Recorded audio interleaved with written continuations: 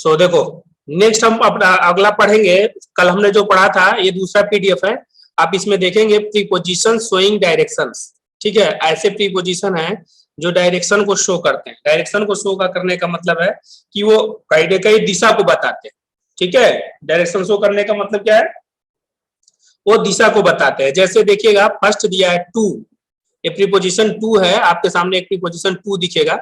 ठीक है, यहाँ दिख रहा होगा स्क्रीन पर टू प्रीपोजिशन, देखिए लिखा है to is use to indicate movement from one place to another. ठीक है, टू का यूज बाबू हम वहां पर करते हैं, आप देखेंगे जहां पर हम क्या करते हैं, डायरेक्शन में डायरेक्शन मूव करते हैं। ठीक है, मूव डायरेक्शन करते हैं, लेकिन बस कंडीशन क्या, एक प्लेस से दूसरे प्लेस पर हम जाते हैं, तो वहां पर हम क्या करते हैं, हम प्रीपोजिशन टू यूज करते हैं। जैसे आप एग्जांपल को देखेंगे, लिखा है the children go to school every morning. ठीक है, यानी बच्चा क्या करता है, विद्यालय प्रत्येक मॉर्निंग को जाता है। ये हमने आपको बताया भी है, हमको पता भी है। ठीक है, लेकिन देखिए सेकेंड जो है टुवर्ड्स, टुवर्ड्स का मतलब एक पर्टिकुलर डायरेक्शन होता है, एक पर्टिकुलर डायरेक्शन होता है। जैसे the lion run toward the hunter, मतलब एक पर्टिकुलर डायरेक्शन है कि उसी के तरफ शिकारी है, उसी के तरफ क्या कर रहा है, लायन दौड़ रहा है।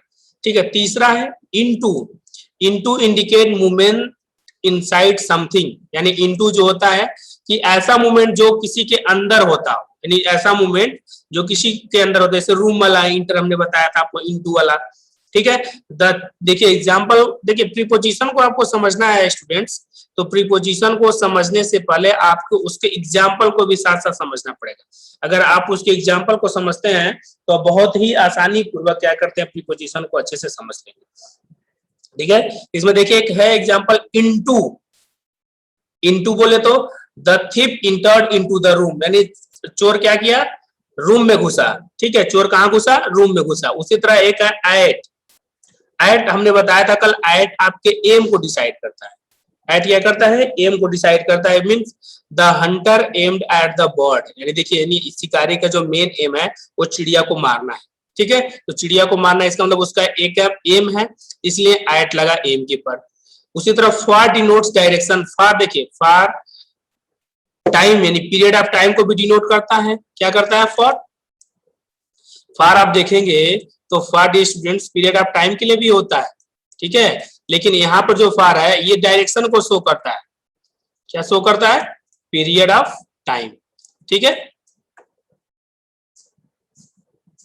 और यहाँ पर जो फार है ये डिनोट्स कर रहा है आपको डायरेक्शन के लिए। ठीक है, ये डिनोट्स क्या कर रहा है, डायरेक्शन के लिए। जैसे एग्जांपल देखेंगे, I will start for Patna today, तो ठीक है, जैसे ये फॉर यहाँ लगा है, मैंने क्या किया, स्टार्ट किया, जाना क्या किया, कहाँ के लिए, पटना के लिए। ठीक है, उसी तरह नेक्स्ट आपको मिलेगा ऑफ, OWF। जैसे ऑफ जो होता है, ऑफ का हम यूज सेपरेशन के लिए करते हैं।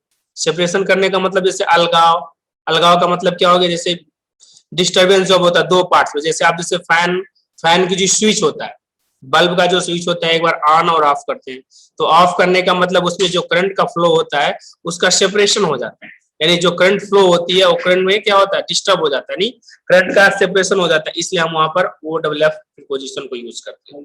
ठीक है, He was thrown off from the car during the accident। ठीक है, उसी तरह नेक्स्ट आप देखोगे बाबू, फ्रॉम, ये from preposition, from refers two point two of departure. ठीक है, यानी फ्रॉम जो है एक डिपार्चर पॉइंट को रेफर करता है। ठीक है, एग्जांपल देखेंगे आप, we feel unhappy when we depart from our parents. ठीक है, उसी तरह देखेंगे नेक्स्ट अगेंस्ट, अगेंस्ट क्या होता है, खिलाफ, जिसको समझते हैं, यानी अगेंस्ट तो हमेशा शो करता है प्रेशर को। ठीक है, तो अब एग्जांपल देखेंगे, लिखा हुआ है I rested my arms, I rested my arms against the wall. ठीक है, उसी तरह नेक्स्ट जो 9 नंबर है बाबू, along, along show the same line, along shows the same line. जैसे अलोंग में क्या होता है, अलोंग जो प्रीपोजिशन होता है बाबू, उसमें एक होता है एक जो ऑब्जेक्ट होता है वो मोशन में होता है, दूसरा जो ऑब्जेक्ट होता है वो मोशन में नहीं होता। जैसे मान लीजिए आप सड़क पर चल रहे हैं, तो सड़क पर चल रहे हैं, इट मींस आप मोशन में हैं, लेकिन जो रोड है that is not in the condition of motion, so we use here preposition along. जैसे I walked along the road. Okay, next क्या होता है, अक्रॉस, अक्रॉस को समझना है, अक्रॉस बहुत अच्छी चीज होती है। जैसे अक्रॉस द रिवर होता है, अक्रॉस द रोड होता है। क्यों, देखिए अक्रॉस प्रीपोजिशन वहां पर यूज करते हैं जब और उस जो जिसको भी हमको अक्रॉस करना है, जिसको भी हमको अक्रॉस का मतलब होता है पार, तो पार करने का मतलब जैसे मान लीजिए एक नदी है, तो नदी के इस साइड से यानी इस साइड यानी इस बैंक जो किनारा होता है, इस किनारे से अगर हम तैर के उस किनारे पर चले गए तो यहाँ पर हम प्रीपोजिशन अक्रॉस को मानते हैं, ठीक है। उसी तरह रोड है, रोड में क्या है, रोड में दो साइड होते हैं, ठीक है। एक साइड से आपने स्टार्ट किया, दूसरे साइड पर पहुंच गए तो आपने क्या किया, अक्रॉस द रोड किया। तो जैसे इसी तरह एग्जाम्पल लिखा है, आई रैन अक्रॉस द रोड, ठीक है। उसी तरह प्रीपोजिशन आपको मिलेगा बिफोर, ठीक है। बिफोर प्रीपोजिशन देखिए, बिफोर जो होता है, before stand for time and also for direction, ठीक है। यानी बिफोर जो प्रीपोजिशन है वो टाइम के लिए भी होता है और डायरेक्शन के लिए भी होता है। तो देखिए डायरेक्शन का आप देखना है तो before denote face to face, यानी जब फेस टू फेस दो, जैसे मान लीजिए सेम टू सेम, जैसे दो पर्सन है, दोनों पर्सन सेम टू सेम है, तो ठीक है, इन फ्रंट ऑफ खड़े हैं, तो खड़े हैं तो फेस टू फेस खड़े होंगे ना, तो उसके लिए हम प्रीपोजिशन क्या करते हैं, बिफोर का यूज किए। देखिए I was standing before my son या बिफोर माई वाइफ, जो भी है कोई भी है लिविंग पर्सन हो, उसके सामने अगर आप खड़े होकर बात कर रहे हैं, it mean that is the condition of before यानी फेस टू फेस, ठीक है। नेक्स्ट जो है 12 नंबर आप देखोगे, 12 नंबर है behind means at the back of सुनर और समथिंग। बिहाइंड, बिहाइंड का मतलब पीछे होता है, जैसे कोई पेड़ है, मान लीजिए कोई ट्री है, ट्री के पीछे कोई बंदा छुपा हुआ है, इट मीन्स वो उसकी जो कंडीशन है that is the condition of behind, ठीक है। तो देखिए behind means, behind means at the back of someone और समथिंग, यानी किसी के पीछे, किसी के पीछे या किसी चीज के पीछे। तो देखिए यहाँ पर एग्जांपल आप देखेंगे, लिखा है माई, लिखा है example my daughter stood behind me, ठीक है। यहाँ देखिए उसी तरह नेक्स्ट आप जो प्रीपोजिशन देखेंगे बिसाइड लिखा है।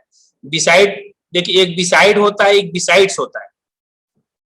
बिसाइड जो होता है बगल में होता है, बिसाइड जो होता है के अलावा होता है।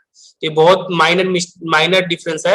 एक बिसाइड देखिए, बिसाइड एक प्रीपोजिशन होता है, एक बिसाइड होता है, B E S I D E, this is the beside. But एक और होता है बिसाइड्स, कल हमने बताया भी है आपको, उस बारे पीडीएफ में हमने बताया था कि what is the difference between beside and besides. देखिए बिसाइड जो होता है बगल में होता है और बिसाइड्स का मतलब होता है के अलावा, ठीक है, ये हमने बताया। जैसे देखिए यहाँ पर एग्जांपल है the security guard sits beside the officer. जो सिक्योरिटी गार्ड है वो कहाँ बैठा हुआ है, ऑफिसर के बगल में बैठा हुआ है, ठीक है। उसी तरह देखिएगा अगला, after refers to a sequence.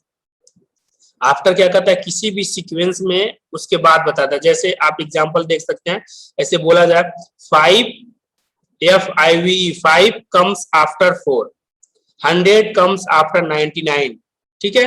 10 comes after 9, 12 comes after 11।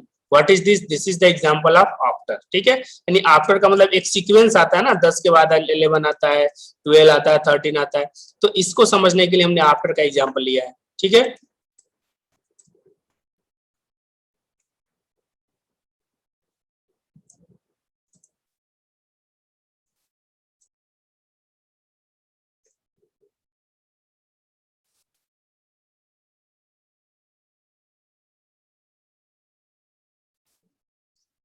सो अब देखेंगे डियर स्टूडेंट्स, जैसे हमने देखा क्या, कैसे कुछ ऐसे प्रीपोजिशन देखे हमने, 14 टाइप्स के प्रीपोजिशन देखे, सबका एग्जांपल को समझा। अब हम नेक्स्ट जो देखेंगे, हम ऐसे प्रीपोजिशन को देखेंगे जिस प्रीपोजिशन में होगा क्या, एक वर्ड होगा, उस वर्ड में एक प्रीपोजिशन ऐड होगा और उसके सेंस ऑफ मीनिंग को क्या करेगा, बदल देगा। सेंस ऑफ मीनिंग का बदलने का मतलब जैसे क्या है कि उसके मीन्स को ही बदल देगा वो, ठीक है। तो दो ऐसे दो कम से कम ऐसे 8 या 10 प्रीपोजिशन को पढ़ेंगे। जैसे देखिए एक एग्जांपल आप देखे होंगे, यहाँ पर आपको लिस्ट में दिख रहा होगा, एग्जांपल में लिखा इंसिस्ट ऑन, उसका लिखेगा प्रिवेंट फ्रॉम, फंड ऑफ। अब इन 3 एग्जांपल को समझिएगा, जैसे ये तीनों एग्जांपल अगर सेंटेंस में कहीं दिखते हैं, ठीक है, तो इंसिस्ट के साथ आपको ऑन मिलना है 110%, ठीक है। उसी तरह जिसे प्रिवेंट है, प्रिवेंट फ्रॉम होता है, तो प्रिवेंट के साथ हमेशा फ्रॉम आता है। उसी तरह एक वर्ड होता है फंड, FOND, उसके साथ वे ऑफ आता है जिसको शौकीन बोलते हैं, फंड ऑफ। तो ये ऐसे वर्ड हैं और इनके साथ जो प्रीपोजिशन लगता है इनका सेंस बदल देता है। और ये जहां कहीं भी होते हैं ये अकेले नहीं आते हैं, इनके साथ कोई ना कोई प्रीपोजिशन एक लगा हुआ आएगा तभी वो 100% सही होता है, अदरवाइज उसको अकॉर्डिंग टू ग्रामर हम उसको रॉन्ग मान। ठीक है, तो आप देखोगे हम फर्स्ट इसमें देखेंगे ए कंपनी। ए कंपनी का मतलब होता है एक समुदाय बोलो, एक संगठन को बोल लो। तो ए कंपनी में दो प्रीपोजिशन आते हैं साथ में उसको, एक होता है, एक प्रीपोजिशन होता है बाई और एक प्रीपोजिशन होता है with. These are the two prepositions who helps a company to change their meaning। ठीक है, तो आप देखेंगे बाई एक लगा है, बाई और एक लगा है विद। तो बाई ए कंपनी, बाई और ए कंपनी विद, दो प्रीपोजिशन आते हैं ए कंपनी के साथ। कंडीशन क्या होता है देखिए, अगर कहीं भी आपको ए कंपनी के साथ अगर बाई लगा है इट मींस उसके साथ लिविंग थिंग्स लगा हुआ है, यानी लिविंग थिंग्स अगर कहीं भी सेंटेंस में दिखता है, यानी सजीव जिसको बोलते हैं, सजीव प्राणी बोलते हैं जिसको, तो ए कंपनी हम बाई लगाते हैं। लेकिन अगर किसी भी सेंटेंस में सिर्फ ओनली एक सब्टल थिंग्स की बात की जाती है, यानी एक सब्जेक्ट मैटर की बात किया जा रहा है, तो वहां पर हम क्या लगाते हैं, यानी कोई एब्स्ट्रैक्ट नाउन की बात किया जा रहा है तो वहां पर हम विद लगाते हैं। जैसे देखिए यहाँ पर एग्जाम्पल को समझिएगा, एग्जाम्पल अगर समझ में आएगा तो आप अच्छे से समझ जाओगे, अदरवाइज थोड़ी सी प्रॉब्लम होगी समझने में। ठीक है, देखिए जैसे लिखा है the prime minister was accompanied by the members of his cabinet। अब देखिए प्राइम मिनिस्टर भी लिविंग बींग्स है, ठीक है, और मेंबर्स ऑफ कैबिनेट भी। तो इनमें क्या है कि लिखा है the prime minister accompanied by the members of his cabinet। ठीक है, तो इसका मतलब देखिए दोनों तरफ से लिविंग थिंग्स है, तो हमने प्रीपोजिशन क्या यूज किया है, प्रीपोजिशन हमने किया यूज बाई। क्या किया यूज, बाई। ठीक है, बाई प्रीपोजिशन हमने क्या किया, यूज किया, ये दिख रहा है आपको। उसी तरह देखिएगा ए कंपनी विद में क्या है, ए कंपनी विद में अब जैसे देखिए his lecture was accompanied with the subtle analysis of concepts। यानी अब जैसे लेक्चर है तो लेक्चर क्या दिखता तो नहीं है ना, लेक्चर जब डिलीवर होता है लेक्चर तो दिखता नहीं है, तो लेक्चर क्या है, एक सब्टिल थिंग्स मतलब सब्स्टिट्यूट थिंग्स है, और उसको हम एब्स्ट्रैक्ट नाउन में कंसीडर कर सकते हैं। देखिए इसके साथ क्या लिखा है, विद। क्या लिखा है, यानी accompanied with। ठीक है, this is the example of a company and two preposition like by and with. ठीक है, नेक्स्ट आप देखेंगे, नेक्स्ट प्रीपोजिशन अकाउंटेबल, एक वर्ड है अकाउंटेबल। ठीक है, लेकिन इस अकाउंटेबल के साथ दो प्रीपोजिशन आते हैं स्टूडेंट्स, एक आता है टू और एक आता है फॉर। कौन से प्रीपोजिशन आते हैं, दो प्रीपोजिशन आते हैं, एक आता है टू और एक आता है फॉर। टू क्या करता है, जब अकाउंटेबल के साथ हम प्रीपोजिशन टू यूज करते हैं तो it means to accountable to shows the authority of that person.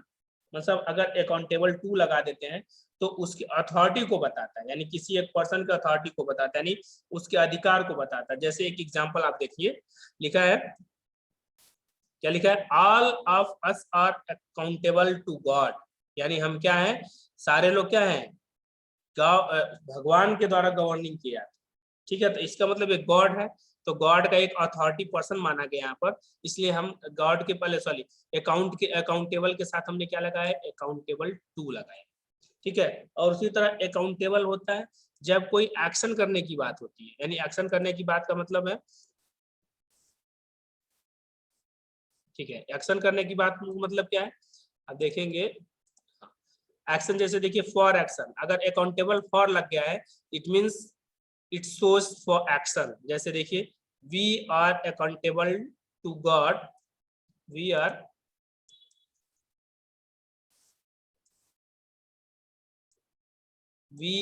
accountable to God for deeds and mistake, for deeds and misdeeds। मतलब कह रहा है कि भगवान के पास हमारे गलत और सही का पूरा क्या है, एक ब्यौरा रखा गया।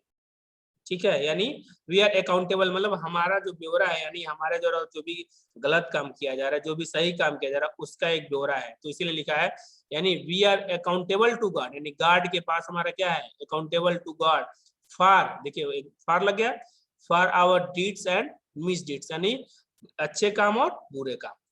ठीक है, इसके बाद थर्ड आप देखेंगे, थर्ड जो वर्ड है that is angry. This is very important. Angry से, एंग्री जो एक ऐसा, एंग्री एक ऐसा वर्ड है इसके साथ जो प्रीपोजिशन आता है और एग्जाम में 110% से पूछा जाता है। ऐसे एंग्री के साथ दो दो प्रीपोजिशन आते हैं, एक आता है एंग्री एट और एक आता है एंग्री विद।